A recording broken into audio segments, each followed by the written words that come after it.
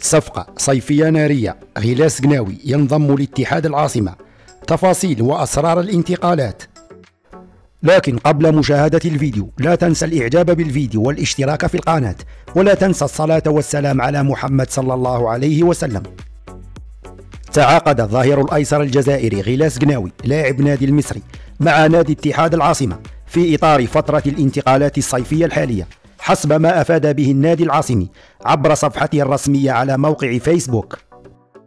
وكان نادي سوسلارا قد دعم صفوفه في وقت سابق ب4 لاعبين هم على التوالي: المدافع إلياس شتي، الأنغولي كيفن مونديكو، ولاعب الوسط الهجومي حسام الدين غشة، والأنغولي كلودي ليكونزا اللاعب السابق في صفوف تي بي مازيمبي.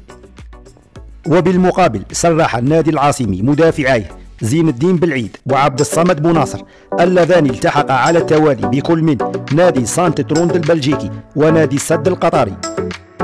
وكان فريق اتحاد الجزائر قد استهل تحضيراته للموسم الكروي الجديد بإجراء أول حصة تدريبية له يوم أمس السبت بالميدان الملحق لملعب نيلسون مانديلا في براق الجزائر تحت قيادة المدرب التونسي الجديد نبيل معلول.